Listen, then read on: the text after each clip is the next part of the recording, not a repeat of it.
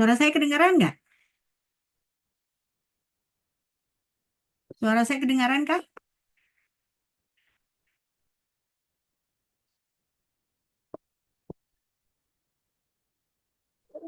Kedengaran, Bu. Ini ya. Oke, kedengaran. Kita mulai ya.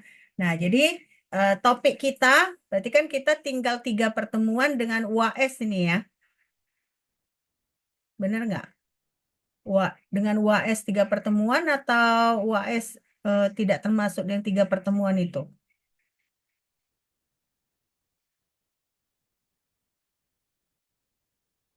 Anissa, kita 3 pertemuan dengan UAS Kenapa, apa? Mem? Hah? 3 pertemuan dengan UAS atau bagaimana?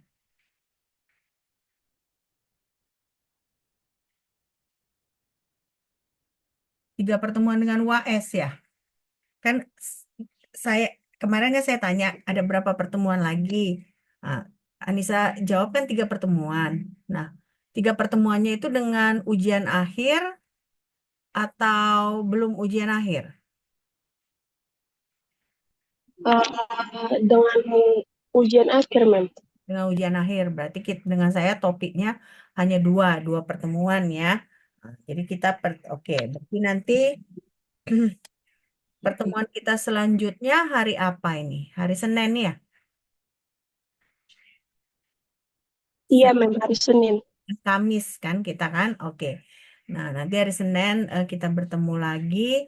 Nah, lalu berarti hari Kamisnya ujian ya, bener nggak? Ya kan? Ujian kan? Hari Kamisnya UAS kan? Iya, Mem, hari Kamis. Oke. Ya. Mm-mm.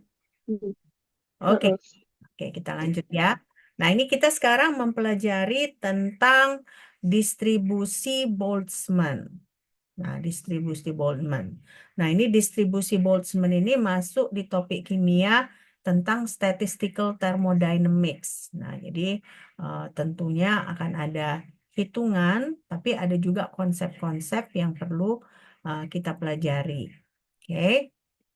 Nah, jadi yang pertama itu kalau kita punya molekul, ya. Nah, per individu molekul itu biasanya ada energinya tertentu. Nah, jadi berarti kalian lihat di sini ada E0, ada E1, dan seterusnya. Ya, jadi satu molekul individu itu dia ada beberapa level energinya. Nah, di sini kita sebut ada keadaan terendah. Nah, kita sebut sebagai energi nol. Nah, energi nol ini dia energi terendah. Nah, bisa saja dia tidak sama dengan nol. Walaupun kita bilang kita kita sebutkan sebagai energi nol. Oke? Nah, jadi kalau kita punya E0 ini, yaitu energi terendah, energi yang selanjutnya itu akan diukur berdasarkan keadaan terendah ini. Jadi energi 1, 2, 3 itu merefer ke energi nol ini, energi terendah. Oke. Nah, ini dia ya kita kita pelajari sekarang bahwa setiap molekul individu, ya kan? Nah, dia ada dalam keadaan energi yang E0, E1 dan seterusnya. Nah, kalau kalian ingat di pelajaran dasar kimia kuantum, nggak tahu saya kalian ngambil apa enggak. Nah, itu memang energi ini ada levelnya. Ada E0, E1, dan seterusnya. Nah, E0 ini nanti namanya aja E0. Tetapi dia bukan sama dengan nol. Ya. Nah, jadi kalau kalau misalnya kita mau menghitung energi aktual itu caranya bagaimana? Nah, kita menghitungnya dengan menambahkan suku n. Jadi n eh, epsilon nol. Nah, jadi di mana tadi kan kita sebut epsilon nol ini adalah energi dalam keadaan dasar, ya, energi dalam keadaan dasar. Nah, apa itu N? N itu adalah jumlah molekul.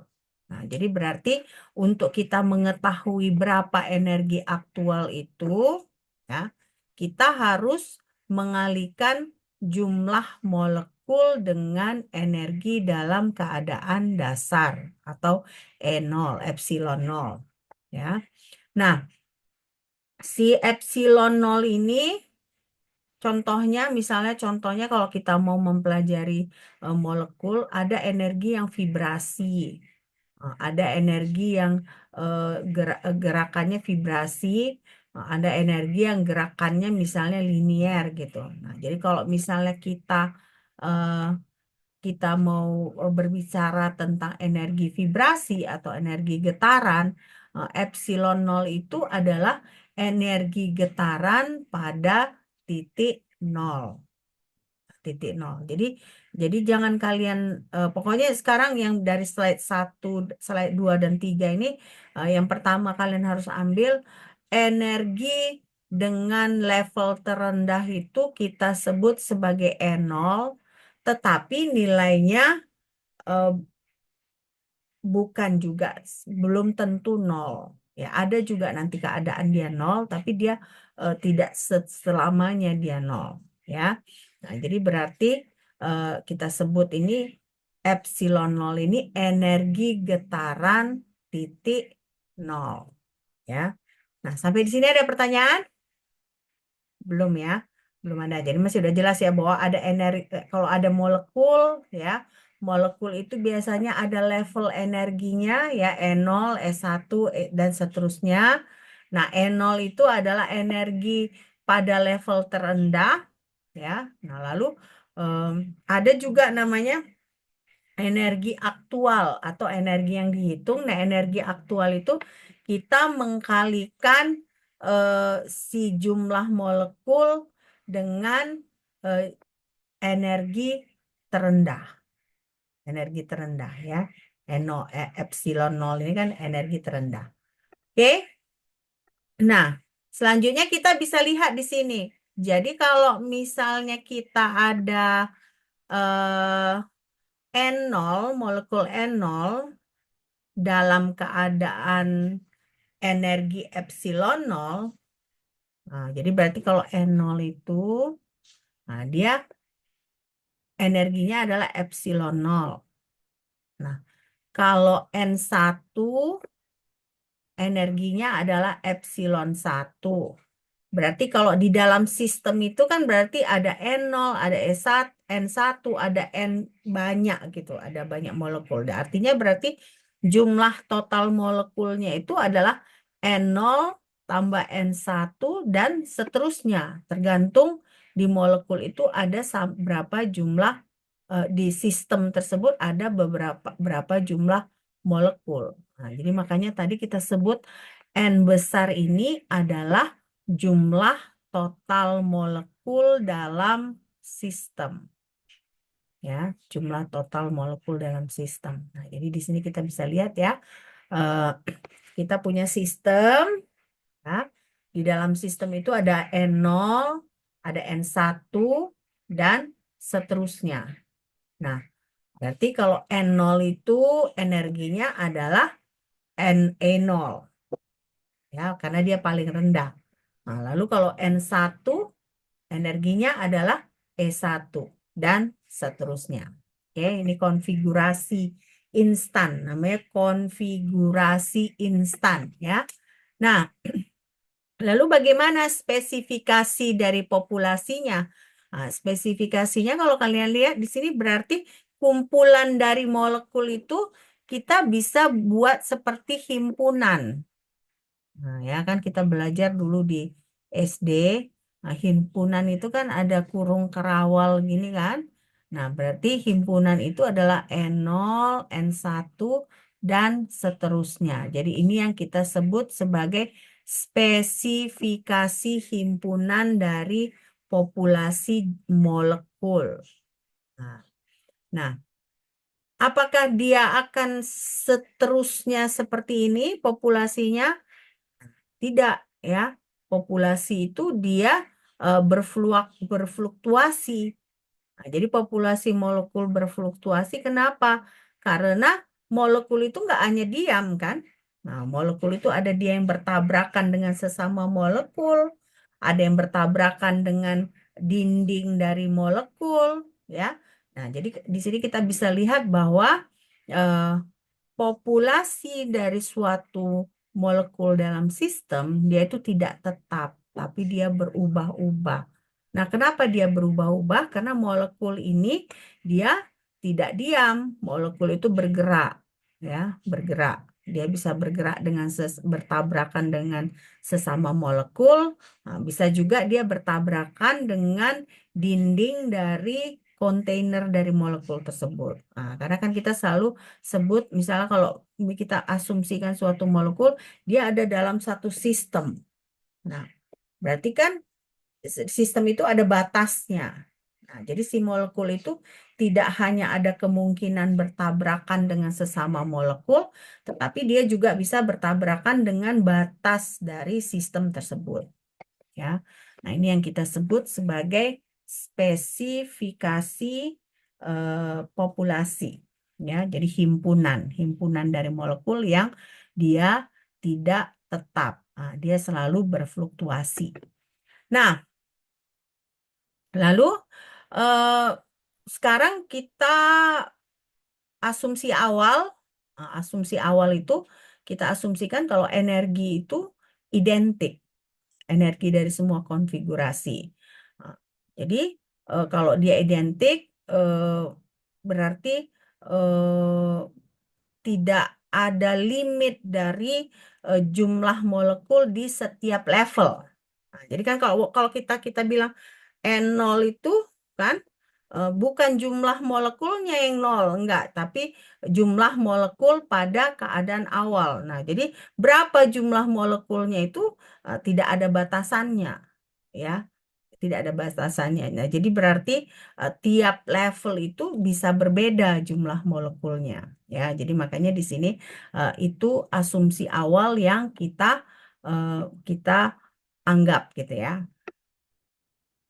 Nah, jadi misalnya seperti ini, kalau kalian lihat, ini ada himpunan molekul ya, N00. Nah, berarti artinya apa? Artinya si N itu berarti ada 1, 2, 3. Nah, jadi pada level 1 dia ada N, level 2 dia 0, level 3 0, dan seterusnya tidak dibicarakan.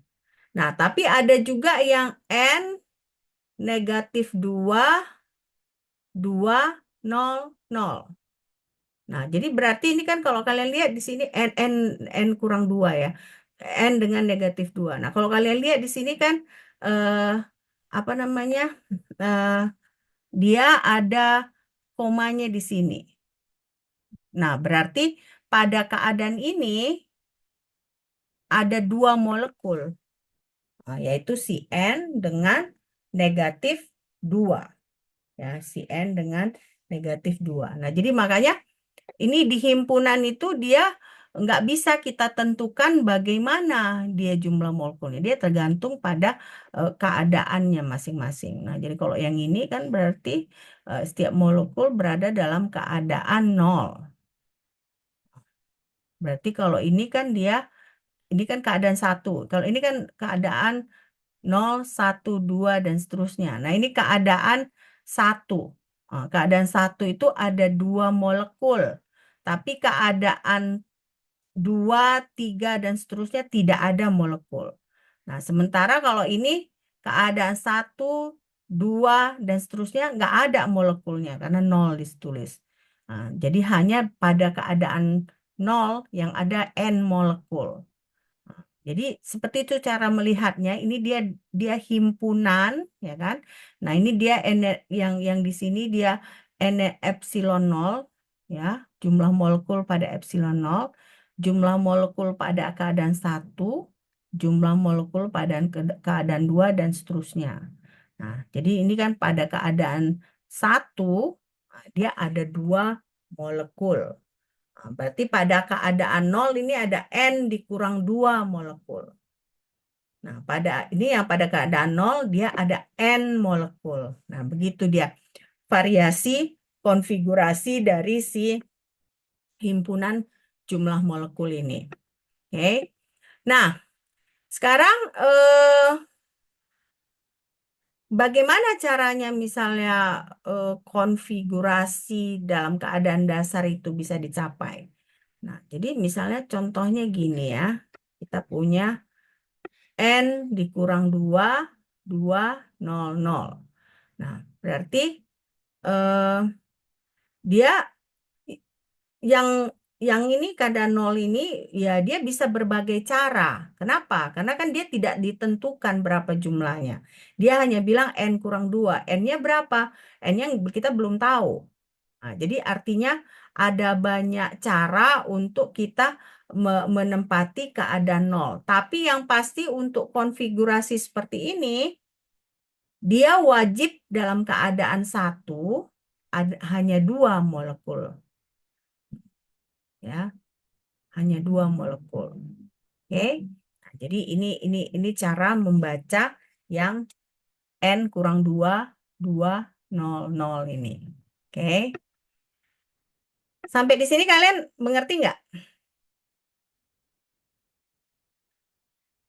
Mengerti atau enggak? Ngerti ya? Oke, sampai sini kalian mengerti ya? Oke. Nah, sekarang kita lihat lagi. Nih kan? N dikurang 2, 2, 0, 0. Nah, berarti di sini kalau misalnya kita punya satu molekul dari N ini bermigrasi ke keadaan satu, nah, berarti kita bisa buat bahwa dia menjadi N dikurang 1. Jadi berarti secara keseluruhan itu jumlah total molekul ini cara menghitungnya adalah N dikali N dikurang 1. Ya, N dikali N dikurang 1. Nanti ada contoh soal ya yang kita bisa kerjakan gitu. Jadi kalau kalian ingat, kalian ingat faktorial nggak? Kalau saya bilang berapa 3 faktorial? 3 faktorial itu jumlahnya berapa? 6. Hah? 6. 6. 3 dikali 2 dikali 1. Ya kan? Nah, nanti eh, perhitungan konfigurasi molekul ini kita memakai faktorial.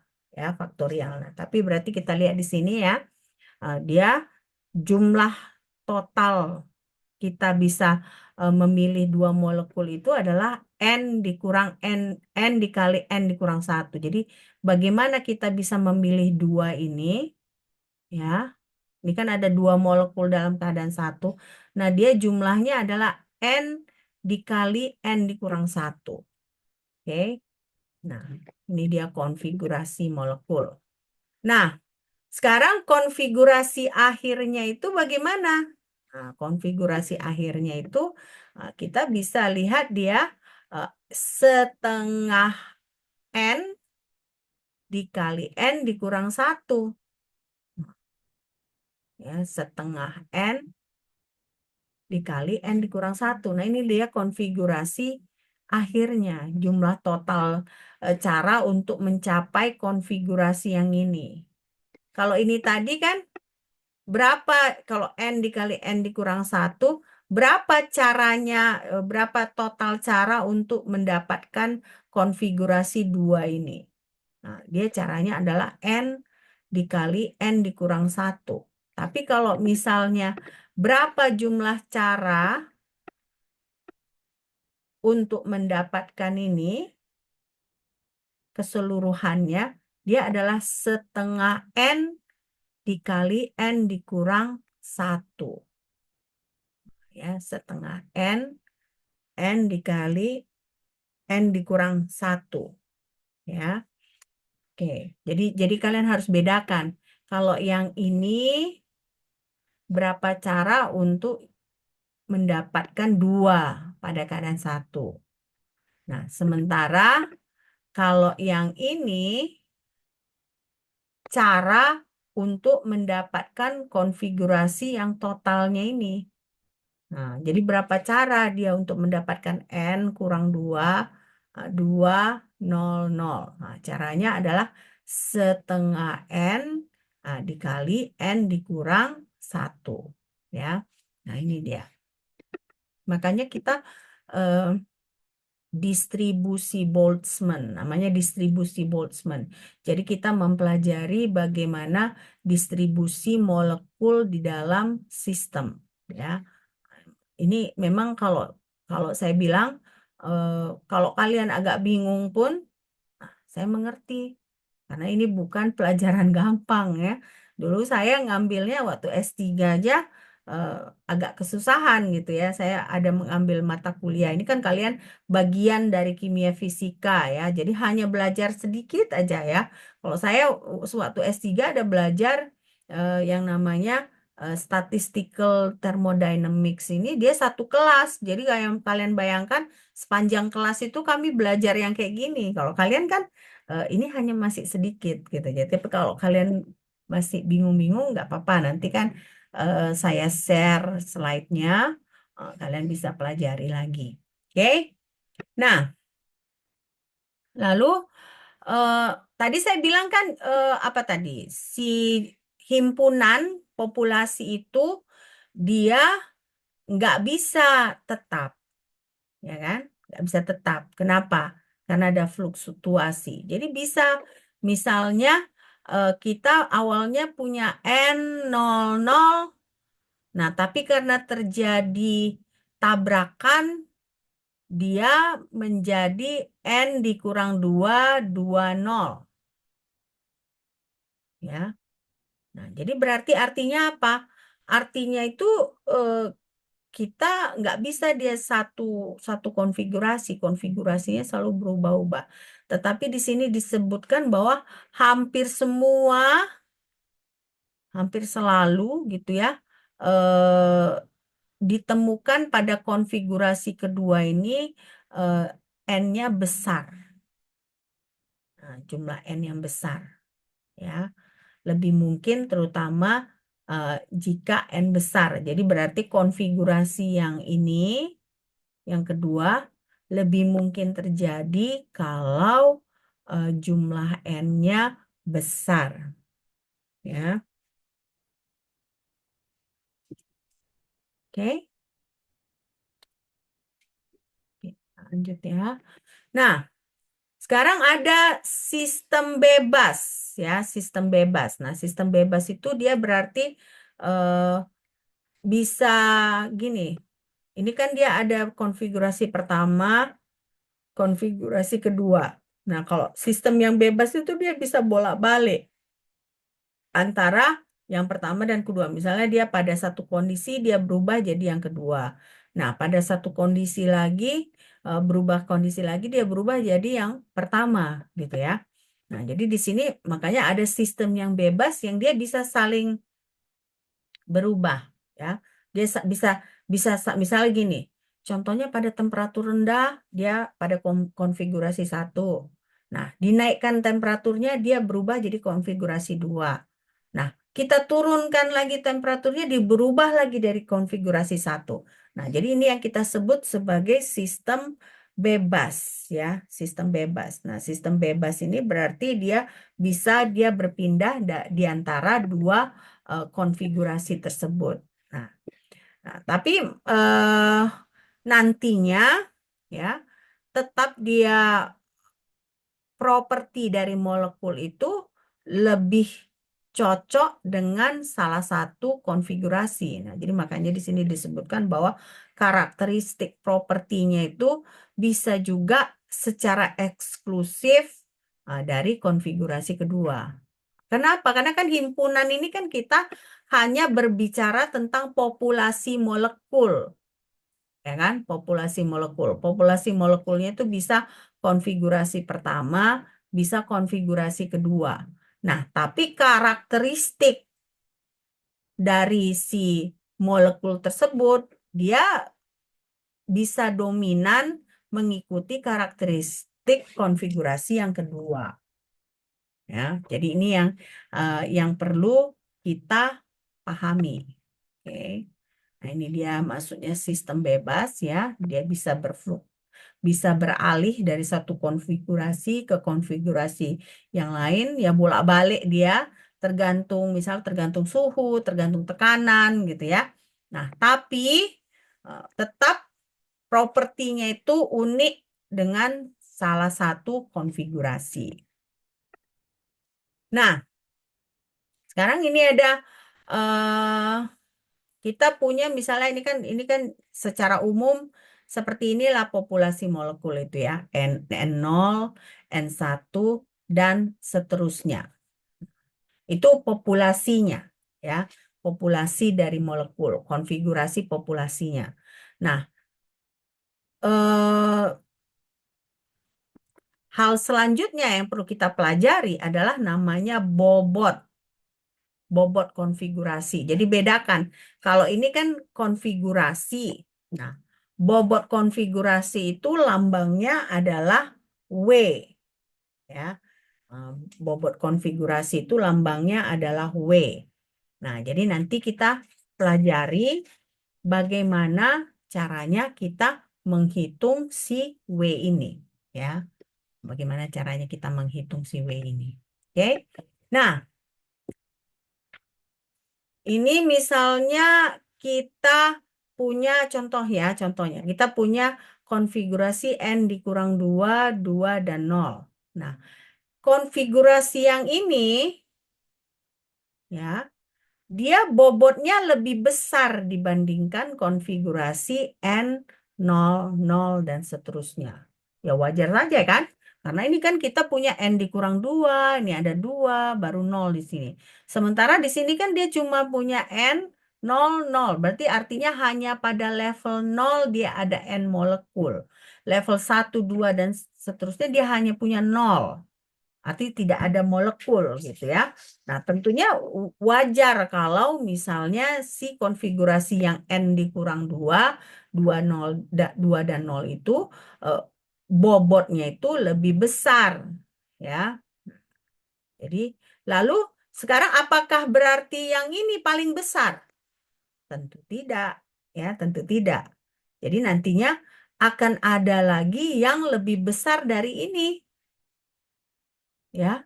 Jadi ada kemungkinan bahwa ada konfigurasi lain yang bobotnya lebih besar dari si N kurang 2, 2, 0 dan N 0, 0 ini. Ya. Jadi bobot nggak bisa kita bilang, oh ini kan yang ini lebih berat dari yang ini. Berarti ini udah paling berat ini. Tidak. Ada yang lebih berat lagi dari ini bobotnya. Ya. Dengan konfigurasi yang berbeda. Nah, sekarang kita lihat, kalau kita kan N itu kan kita nggak tahu nilainya besar atau kecil, ya. Nanti tergantung pada sistemnya. Nah, jadi kalau misalnya kita punya N yang besar, nilainya ya tentunya bobotnya itu akan besar, ya. Bobotnya akan besar. Artinya apa? Artinya itu nilai bobot bobot dari konfigurasi itu tentunya didominasi oleh nilai N ini. Nah, jadi kalau begitu, kalau misalnya kita lihat, kita punya N dikurang 2, 2, 0, 0. Ya. Nah, berarti artinya apa? Artinya karakteristik dari si populasi molekul ini tentunya didominasi oleh nilai N yang besar. Nah, ini kan N dikurang 2, 2, dan 0. Kalau kalian bandingkan dengan yang level 0, 1, dan 2 ini, tentunya properti dari si populasi molekul ini lebih didominasi oleh molekul yang ada di level 0 dan di level 1. Kenapa? Karena di level 2 dia 0. 0 itu kan bobotnya nggak nggak nggak lebih besar daripada 2 ya kan. Nah, jadi otomatis si 2 ini akan lebih dominan dibanding si 0. Nah, jadi makanya di sini kita sebutkan bahwa konfigurasi yang bobotnya lebih besar itu akan mendominasi sifat-sifat karakteristik dari sistem tersebut. Nah, makanya selama ini kan kalau kalian belajar gas dan termokinetika gitu kan, sistemnya itu disederhanakan kan. Padahal sebenarnya kalau kita mau mau dia lebih real, kita harus pakai eh, si distribusi Boltzmann ini, ya distribusi Boltzmann. Karena di distribusi Boltzmann ini tiap molekul, kalau kalian lihat populasi itu kan berarti kita memperhatikan setiap molekul dalam sistem. Padahal kalau misalnya kita mempelajari kinetika, contohnya, oke, apa yang kita buat biar biar kita bisa menghitung? Kita nggak pakai distribusi Boltzmann, yang kita pakai apa? Misalnya contoh kita bilang, oh iya, tekanannya konstan. Dengan kita menyebutkan tekanan konstan itu aja, kita sudah menyederhanakan, ya. Atau kita sebutkan asumsi gas ideal ketika menghitung. Berarti kalau kita menyebutkan dia asumsi gas ideal, berarti tidak ada interaksi, misalnya tidak ada interaksi antar molekul. Jadi kita mengabaikan si molekul secara individu. Tapi di sekarang ini kalau kita ini masuk mulai distribusi Boltzmann ini kan berarti setiap molekul kita perhatikan, ya, setiap molekul kita perhatikan. Kalau kita perhatikan nih si populasi ini. Ini artinya di level satu, di level 0, 1, 2 dan seterusnya itu berbeda populasi molekulnya. Nah, artinya berbeda bobot molekulnya. Artinya berarti sifat karakteristik molekul itu ditentukan oleh dari konfigurasi si molekul ini. Ya, nah ini maksudnya tadi bahwa sifat sistem akan dominan jika N mempunyai bobot yang lebih besar. Ya, jadi makanya ini saya bilang kenapa ini lebih sulit karena tidak ada yang disederhanakan di sini. Beda ketika kita mempelajari eh, gas dan termo, eh, kinetika atau kimia fisika larutan ya. Itu semua kita selalu mempelajarinya dari sisi ideal dulu. Nah, dari sisi real pun kita mempelajarinya ada yang disederhanakan. Volumenya konstan, tekanan konstan. Padahal kalau di real nyata, kalau kalian lihat di pabrik gitu misalnya, mana ada yang konstan-konstan. Semua itu kan bervariasi gitu ya, bervariasi. Nah, jadi makanya eh, ini supaya kenapa kita perlu mempelajari distribusi Boltzmann ini. Inilah yang distribusi populasi molekul yang lebih mendekati ke arah real. Ya, sekarang kita mau melihat, kan tadi kita punya W apa? W bobot ya, bobot dari konfigurasi. Nah, sekarang kita itu bisa mencari jumlah populasi sehingga W, yang artinya bobot dari si populasi itu maksimum nilainya. Nah, kenapa seperti itu? Karena kita lihat tadi kan si nilai W itu bergantung kepada nilai NI. Nah, artinya berarti variabel dari si W ini eh, adalah NI. Nah, bagaimana caranya supaya kita bisa melihat W-nya ini maksimum? Kita memakai turunan, ya. Jadi kalau kita punya W itu sebagai bentuk fungsi, nah, kita turunkan fungsi si W ini terhadap NI, ya. Nah, lalu kita sama dengankan nol. Nah, nanti dari situ kita bisa hitung berapa nilai NI ketika DW sama dengan nol, yang artinya berarti nilai NI tersebut akan memberikan nilai W yang maksimum. Ya, maksimum. Nah, jadi biasanya perhitungannya itu supaya lebih gampang, orang-orang menggunakan LNW. Nah, ya, natural logaritma dari W, ya, LNW. Oke. Selesai ini ya? Selesai dipahami ya? Oke. Nah, sekarang kita masuk ke persamaan satu. Tadi kan kita bilang kita mau mencari nilai NI supaya W-nya maksimum, bobotnya maksimum. Nah, jadi berarti kita bisa lihat di sini ya, batasnya itu yang kita buat adalah NI dengan NI tambah DNI. Ya, makanya kalian udah mulai nih. Ini ya, mudah-mudahan kalian nggak bingung ya. Ini kan kita mulai masuk ke matematikanya. Jadi kalau kita belajar distribusi Boltzmann, artinya kita banyak menggunakan matematika ya. Namanya juga distribusi Boltzmann ya. Oke. Nah, sekarang berarti eh, kita tadi kan kita gunakan supaya gampang secara matematika lah ini ya, supaya kita bisa menghitung dengan nyaman. Nah, makanya kita tidak W-nya langsung, tapi LNW. LNW.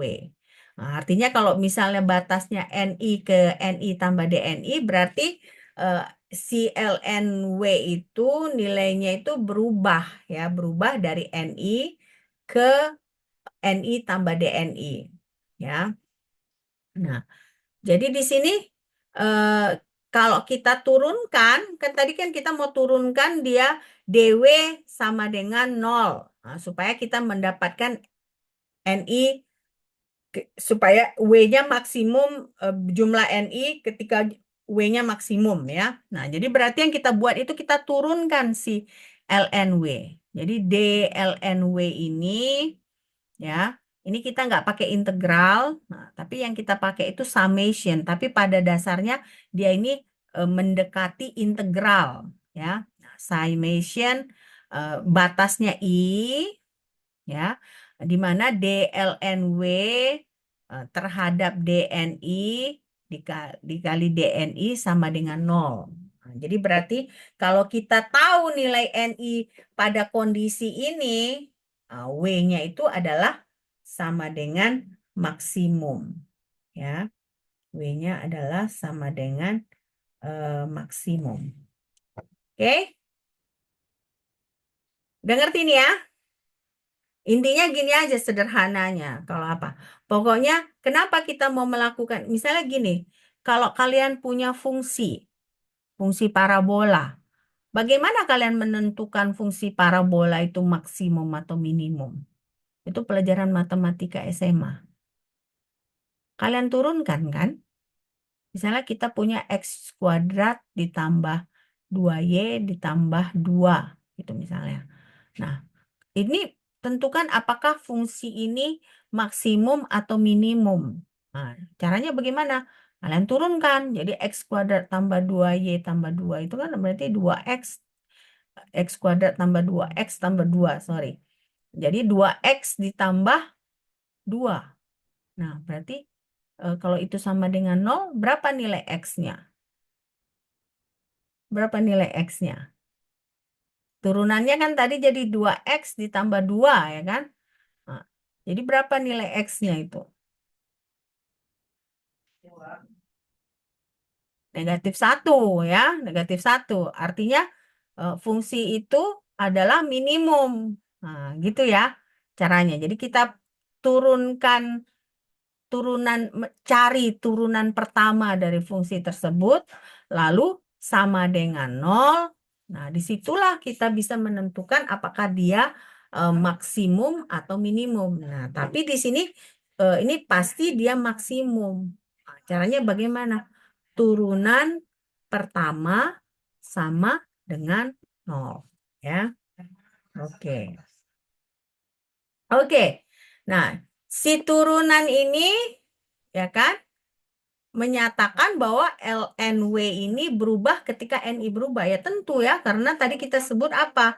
W itu apanya? Variabelnya adalah NI. Yang artinya kalau NI berubah, W juga berubah. Ya. Jadi berarti di sini kalau si N ini berubah DNI, jadi berarti LNW ini dia berubah jadinya delta LNW terhadap NI dikali DNI. Nah, ini merupakan perubahan total dari si W. Nah, nanti kalian jangan bingung. Biasanya kan kalau turunan D-nya gini kan. Ini kenapa turunan kayak gini? Karena sebenarnya W ini variabelnya tidak hanya N1, tapi khusus untuk kita mau mencari bobot maksimum dari W ini, kita turunkan dia terhadap NI, ya NI. Nah, jadi makanya di sini dia lambangnya bukan D biasa, bukan D turunan biasa, tapi eh, ini delta seperti ini. Nah, ini menandakan si W ini dia multivariabel, ya. Jadi fungsinya tidak hanya satu variabel. Nah, jadi di sini ini masih kita asumsikan energi totalnya sama ya. Padahal nanti sebenarnya energi totalnya tidak sama. Jadi ini kita masih asumsikan eh, beda pun konfigurasinya, energi totalnya sama. Nah, ini masih asumsi seperti itu. Pada dasarnya nanti ada juga eh, perbedaan energi total dari setiap konfigurasi. Tapi ini masih supaya bisa kita hitung, ya. Itulah rumitnya eh, apa namanya kimia fisika ini. Kalau nggak kita buat salah satu konstan, kita pakai asumsi ini, asumsi itu, tidak bisa kita hitung ya. Nah, tapi karena kita mengasumsikan, ada asumsi-asumsi yang kita buat, nah jadi bisa kita kita hitung ya. Nah, jadi sekarang ada namanya pembatasan dan energi. Jadi kalau kita kita misalnya eh, mau menentukan E0, E1 dan seterusnya, ada batasan yang harus kita hapus, ya. Nah, ada batasan yang harus kita hapus. Kenapa? Kan tadi kan awalnya kita sebut aja energi totalnya sama. Nah, kalau energi totalnya sama itu batasan namanya kan. Nah, jadi kita nggak bisa tahu bagaimana nilai E0-nya, E1-nya, dan seterusnya. Nah, jadi kalau kita misalnya mau menentukan E0, E1, dan seterusnya ini ada batasan yang harus kita hapus. Ya. Nah, batasannya pertama itu kalau misalnya kita punya sistem yang terisolasi, energi total itu konstan. Ya, kalau terisolasi maksudnya kan nggak ada energi masuk, nggak ada energi keluar. Nah, jadi pada sistem terisolasi ya memang energi total itu adalah konstan. Nah, jadi berarti kalau kita punya keadaan yang energi totalnya konstan ini, eh, berarti dia harus terisolasi begini, harus dipertahankan dia. Harus terisolasi supaya apa? Supaya kita bisa menentukan konfigurasi dengan bobot yang terbesar, gitu ya, dengan bobot yang terbesar. Jadi pertama memang kalau kita mau menghitung secara individu, si batasan ini harus dihapus. Nah, tapi kalau misalnya dia sistemnya terisolasi, otomatis memang energinya itu energi totalnya konstan. Nah, contoh sistem terisolasi apa? Contoh sistem terisolasi dalam dunia nyata. Termos, Bu. Termos ya. Nah, termos itu kan kita bisa anggap dia terisolasi ya karena kalau kalian masukkan air panas malam-malam sampai pagi juga dia masih panas gitu ya. Itu kan terisolasi kan artinya eh, energi panas yang di dalam termos itu dia tidak bisa keluar ya. Nah, jadi berarti di situ energi totalnya dia konstan. Nah, jadi contohnya seperti itu, energi totalnya konstan. Dia tidak keluar masuk. Nah, sekarang berarti bagaimana kita membatasi total energi ini? Membatasi total energi ini kalau kita bisa lihat ini sum ya total dari Ni epsilon I sama dengan E. Di mana E itu adalah energi total dari sistem. Jadi bagaimana kalau NI berubah? Nah, NI berubah, tidak boleh E berubah. Nah, jadi karena itu supaya dia E-nya itu total energinya ini tetap sama, tetap tetap nggak berubah, makanya kita lakukan pembatasan dari si eh, NI. Bagaimana pembatasannya? Pembatasannya itu harus sum dari epsilon I dN ini harus sama dengan 0. Ya, sum dari epsilon I dNI sama dengan 0. Nah, jadi berarti di sini supaya si energi total ini dia tidak berubah, karena tadi kan kita sebut dia kalau sistem terisolasi dia nggak berubah. Jadi dia harus kita buat pembatasan energi pada persamaan 3 ini. Ya, persamaan 3. Oke. Oke. Oke. Nah, sekarang kita punya ada kendala. Tadi kan kita batasan pertama ini kita sebut ini ya, pembatasan energi. Supaya apa? Supaya energi total itu dia tetap. Nah, sekarang kendala kedua ini bagaimana jumlah total molekulnya juga tetap. Nah, jadi bagaimana kalau eh, jumlah molekulnya tetap? Nah, di sini kita sebut bahwa eh, populasi molekul yang tadi himpunan tadi itu ya, dia itu nggak bisa kita variasikan secara independen. Artinya kalau satu divariasikan, yang lain otomatis akan divariasikan. Sama seperti misalnya PV sama dengan nRT. Bisa nggak kita variasikan secara independen? Maksud saya divariasikan secara independen, misalnya kita variasikan aja tekanan, tapi volume enggak. Boleh nggak seperti itu? Bisa nggak? Nggak bisa ya, karena kita lihat aja. Namanya juga persamanya PV sama dengan nRT. Artinya kalau kita variasikan P, karena R itu kan dia, R dengan T itu dia udah satu nilainya kan. Maksudnya satu nilai. R itu konstanta gas, T itu suhu. Nah artinya berarti kalau kita variasikan P, otomatis volume juga tervariasi. eh, T juga tervariasi, N juga tervariasi. Jadi makanya di sini eh, tidak semua populasi dapat bervariasi secara independen. Artinya kalau satu divariasikan, yang lain juga tervariasi. Jadi berarti kan misalnya gini, keadaan satu itu misalnya kita mau naikkan jumlahnya. Kalau kita naikkan keadaan satu jumlahnya, otomatis nanti keadaan lain harus kita kurangi karena nggak bisa independen dia. Nah, jadi dia keadaan satu, level satu kita ubah, level 0 dan seterusnya, 2, 3 dan seterusnya itu juga harus diubah. Ya. Nah, karena di sini dia tidak bisa divariasi secara independen. Nah, tidak bisa divariasi secara independen. Ya. Oke, nah sekarang berarti tadi apa? Kita mau mencari si nilai maksimum W ini. Nah, nilai maksimum W itu tadi pertama dia apa batasannya tadi yang pertama supaya energi totalnya tetap apa tadi? Sum epsilon. Nah, apa siapa tadi yang mau jawab? Anissa.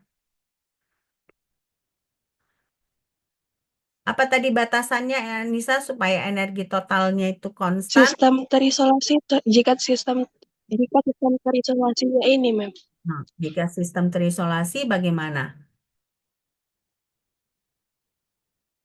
Energi totalnya harus konstan. Nah, supaya energi totalnya konstan, walaupun NI berubah, tetap ada batasan, yaitu tadi sum epsilon I dNI sama dengan nol. Nah, itu batasan pertama ya. Nah, batasan kedua ini adalah epsilon, ini sum dari si Ni. Ni itu adalah jumlah molekul, sama dengan N. Artinya berarti jumlah dari molekul individu itu adalah konstanta jumlah total molekul. Nah, jadi artinya walaupun si Ni berubah dengan Dni itu jumlahnya nggak boleh berubah. Makanya tadi ini kan ya ada ini juga kan. Cuman ini tadi bedanya ada epsilon I, ini nggak ada. Jadi batasan yang selanjutnya adalah jumlah dari Dni harus sama dengan nol. Ya, jumlah. Jadi semua apa tujuannya? Tujuannya adalah supaya tidak energi totalnya itu tidak berubah. Ya, jumlahnya ini supaya energi totalnya tidak berubah. Oke. Nah, sekarang ini ada contoh satu. Ya, kita punya konfigurasinya itu 6, 0, 5, 0, 4, 0, 3, 0, 2, 0, 0, 1. Nah, coba kalian hitung bobotnya. Ya, bobotnya. Coba kalian hitung bobotnya. Coba saya kasih waktu berapa menit.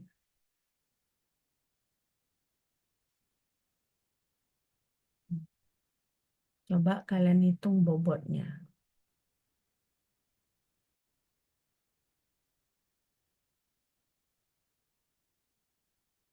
Rumus bobotnya ya ini, ya kan? W, tadi kan W apa? W itu bobot dari konfigurasi. Nah, rumusnya apa?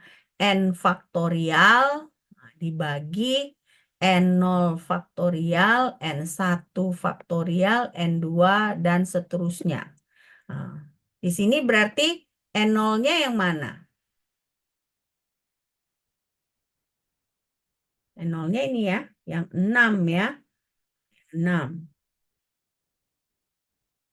N besarnya 21. Jadi coba hitung bobotnya. Bobotnya. Bisa kan dihitung? Nah, coba hitung biar jangan ngantuk juga ya.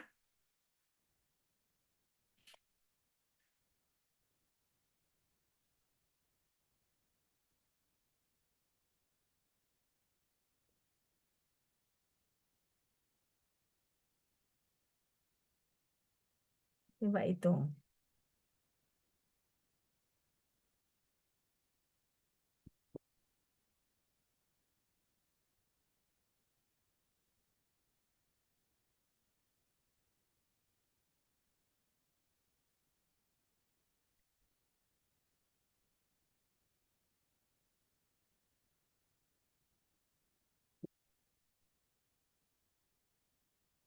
Bisa kan?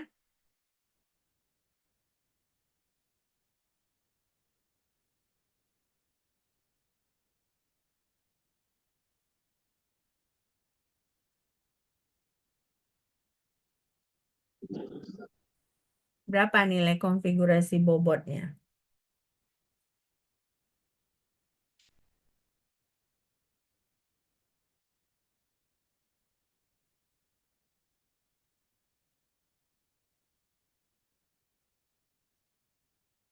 Ayo,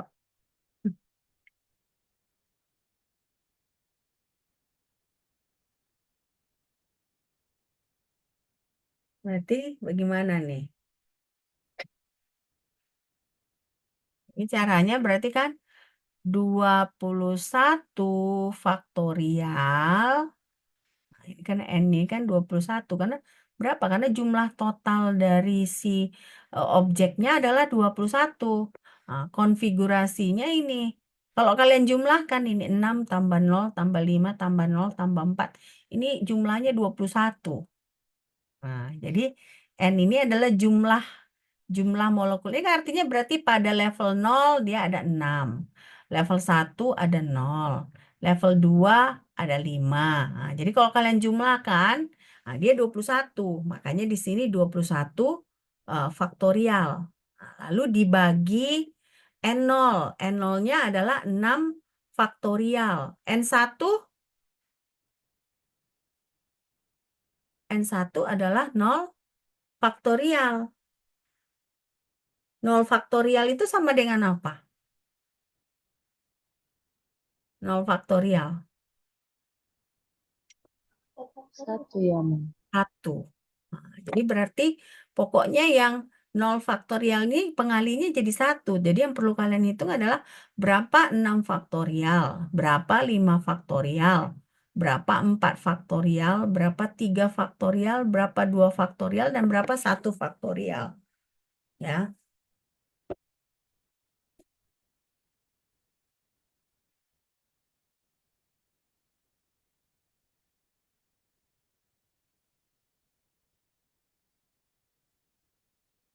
Nah, jadi berapa itu?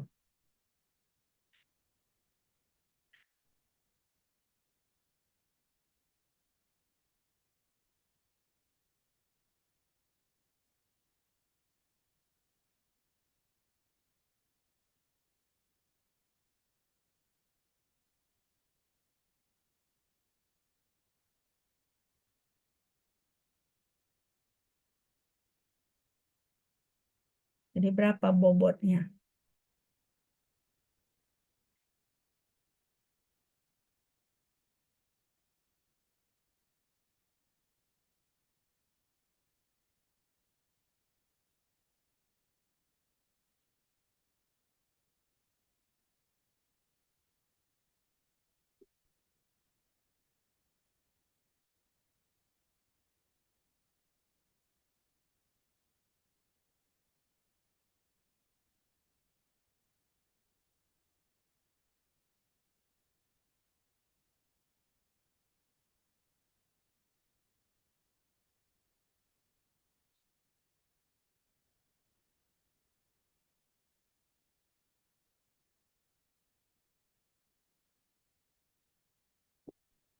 Nah, ya.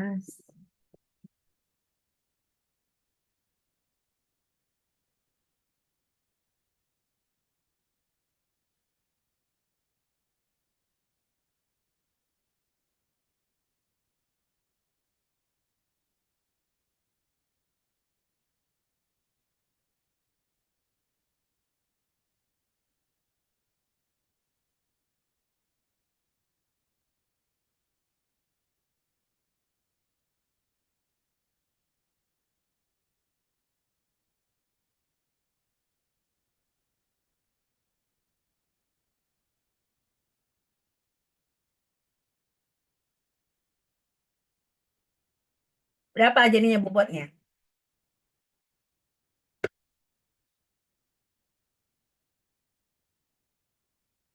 Hmm?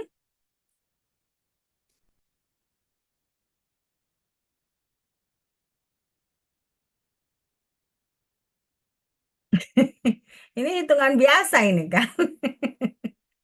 Hitungan yang 205,354 ya, Mem? 205,3 354. 2,05 kali 10 pangkat 12. Enggak. Hah? 21 faktorial aja udah berapa itu? 21 faktorial kan 21 kali 20 kali. Jadi makanya nilainya 10 pangkat 12 ya. Jadi hasilnya adalah 2,05 dikali 10 pangkat 12. Nah, jadi itulah bobotnya ya. Nah, kita kan belum, sebentar ya, kok tiba-tiba mau restart ini saya. Udahlah, nggak mau restartnya dia, nanti aja. Oke, nah jadi udah ngerti ya? Udah ngerti belum menghitung bobot?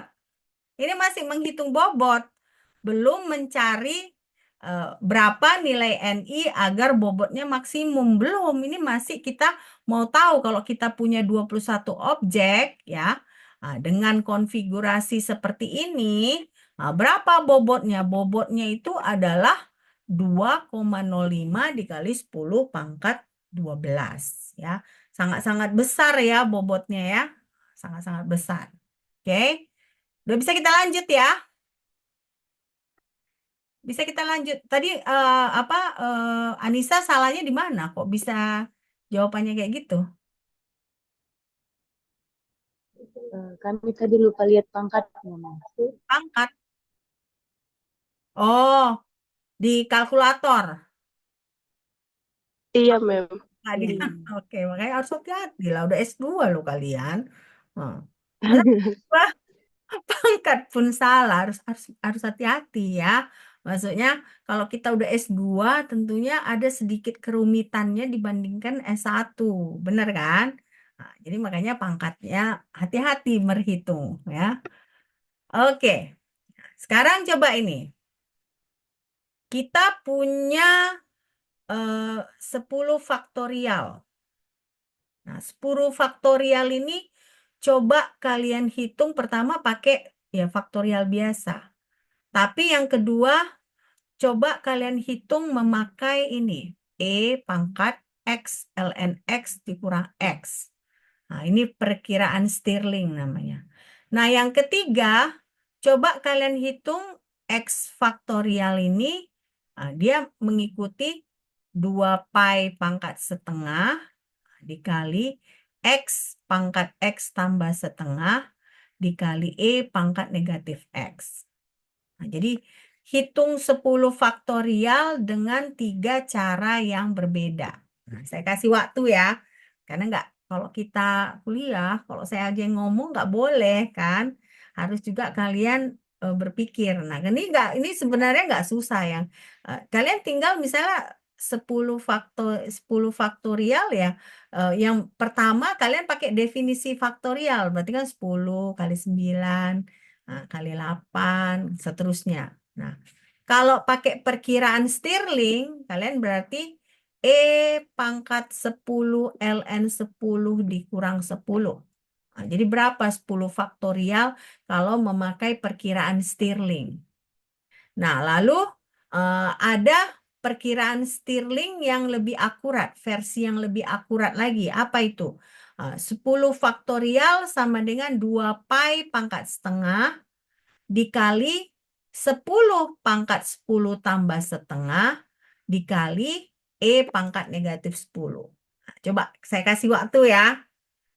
Saya kasih waktu. Kalian mengerjain berapa? 15 menit ya. 15 menit. Coba 15 menit ke 20 menit. Coba saya kasih kalian waktu. Bisa ya, pakai scientific calculator ya. Scientific calculator.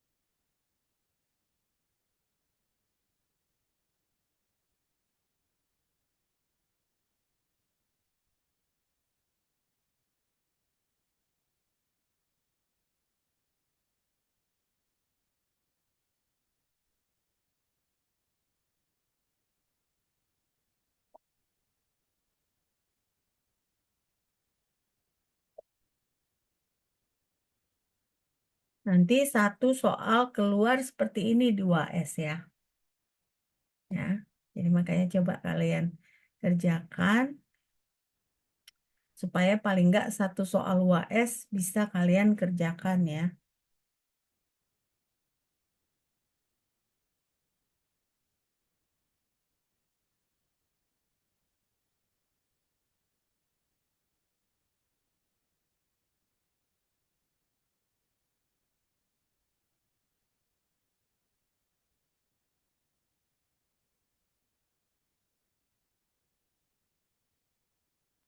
Mem, Hmm,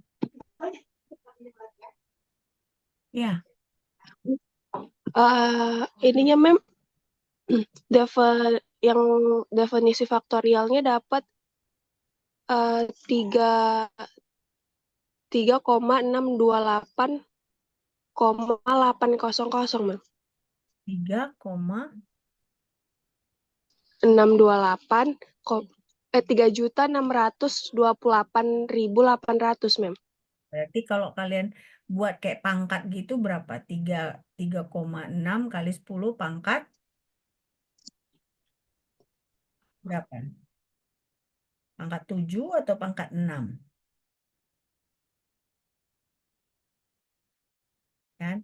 Usahakan seperti itu supaya dia lebih simple ya. Jadi kalau kita misalnya eh, berhitung ya, nah, usahakan seperti itu. Oke. Jadi dapatnya Pangkat 6, Mem. 3,628,800. Oke. Nah, stirlingnya bagaimana? Stirlingnya udah dihitung. Coba stirlingnya berarti pangkat 10 kali ln 10 dikurang 10. Stirling. Coba.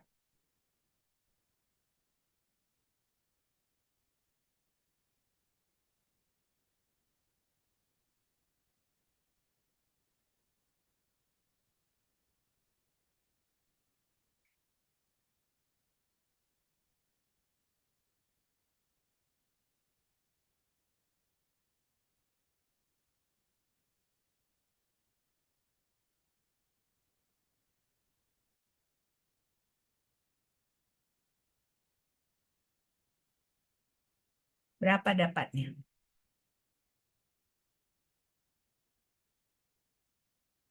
Jadi kita menghitung 10 faktorial dengan menggunakan perkiraan Stirling.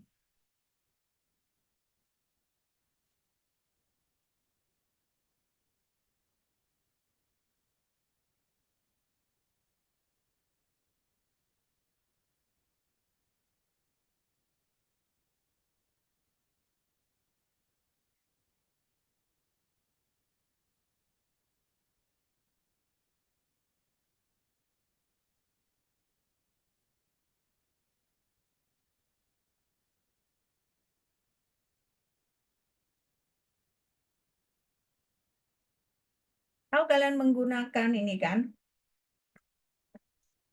Scientific calculator tahu kan?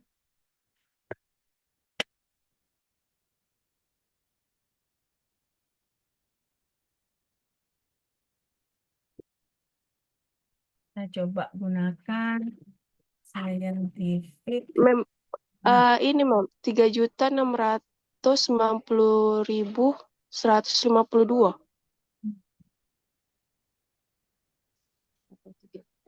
coba kita pakai. Nah, kelihatan ya scientific calculatornya kan? Dari sini kan. Nah, kan kita apa tadi? Pangkat, ya kan? Kita kurung 10, nah, 10 baru, Len, tunggu dulu, salah ini ntar ya. Kita hapus dulu. Nah, ini diginikan lagi 10 ln 10 kita kurung Kita kurang 10. 10. Nah, ya. Nah, nah, ini dia hasilnya. 4,5 dikali 10 pangkat 5. Nah, ini kan 1, 2, 3, 4, 5. Nah, jadi 4,5 dikali 10 pangkat 5. Jadi kalian juga harus berlatih ini ya, scientific calculator. Harus hati-hati ya. Oke. Nah, itu udah dapat ya. Yang ini, yang apa namanya? Yang Stirling approximation. Nah, selanjutnya apa lagi kita? Yang versi akuratnya lagi. Nah, versi akuratnya itu lagi tadi apa? 2 pi pangkat setengah, ya kan? Ini kita buat kurung, ya. 2, tunggu dulu, kurung. Nah, kita ginikan. Kita buat gini ya. Baru ini kedengar 2 kali. Bingung? Hah? Nah, memang kayak mana ya kita matematik apa namanya kalau kita berbicara ini memang nggak gampang ya, kimia fisika itu nggak gampang. Nah, 0,5 lah kita buat kan, ya kan, setengah itu 0,5 kan, nah, dikali apa tadi. X ya, X-nya 10 kan, X pangkat 10 tambah setengah ya. X ditambah X pangkat, jadi 10 pangkat. Nah, pangkatnya ini di pangkatnya ini berarti kita kurungkan lagi. Kenapa? 10 ditambah Misteri. 0,5. Ya kan? 0,5 tadi kan? Nah, itu baru kita kalikan lagi. Bener nggak? Nah, kita kalikan lagi. Nah, kita kalikan apa? Nah, E pangkat negatif. Tunggu dulu. E pangkat negatif 10. Dapatnya ini eh, kok beda ya? 1, 2, 3, 4, 5, 6. Di sini 3,6. Tunggu dulu, saya perhatikan dulu apa yang salah.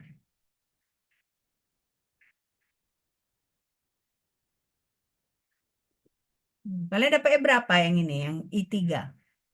Berapa dapatnya? Hah? 5 berapa? 3,699 Mem. Oh iya, kalian yang benar. Justru perhitungan saya ini tadi yang salah, kalian yang benar. Nah, tapi begitulah ya. Nah, tunggu, saya penasaran ini. Penasaran. 2 pi, ya kan? Pangkat 1 dibagi 2. Enggak, 2 pi. 2 pi. Oh, saya tahu apa salah saya. Mestinya 2 pi-nya saya salah. Ini harusnya kan 2 pi.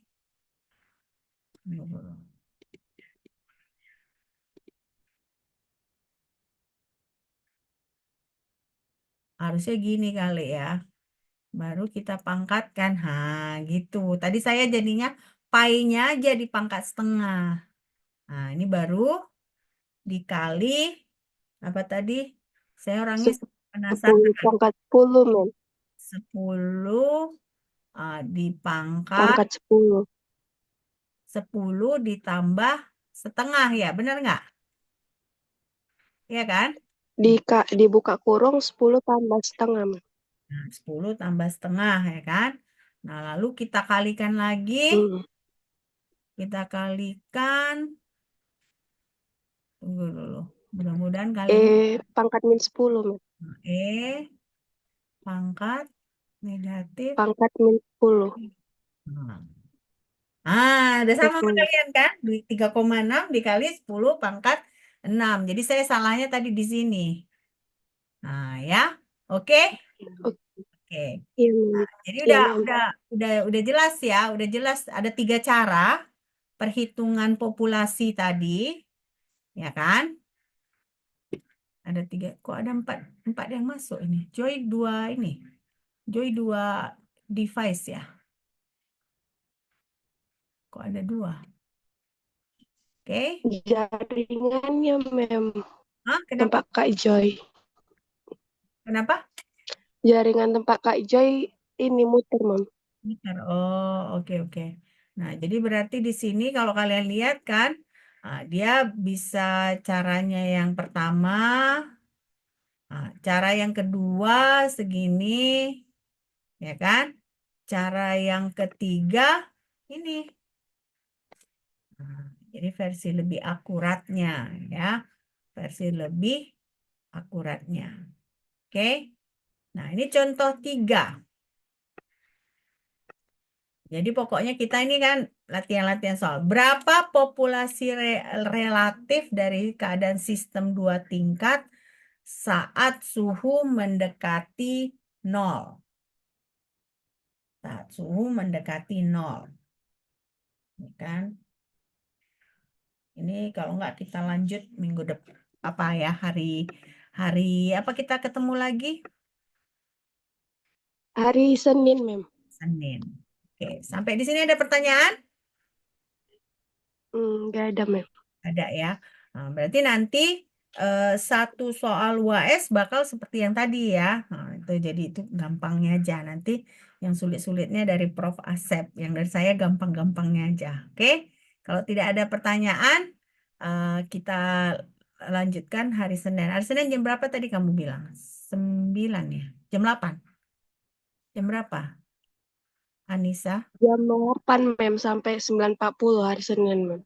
Oke, bisa. Karena saya habis upacara berarti kita mau ketemunya gimana? Langsung aja ya.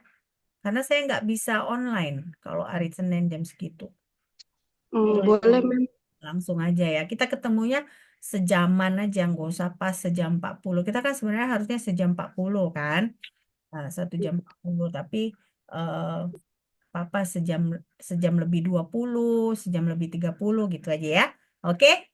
Kalau tidak ada lagi, sampai jumpa hari Senin. Ruangannya nanti Anissa yang tentukan ya.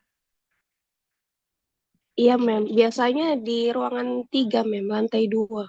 Lantai 2 di ruangan 3 ya. Itu yang kecil ya, ruangan kecil ya. Nah, jadi memang nggak perlu kita ruangan besar, Iya, orang Mem. kita cuma bertiga. Oke, sampai jumpa. Eh, Sampai jumpa dan mudah-mudahan kalian ada ilmu yang kalian dapat hari ini ya. Oke, bye.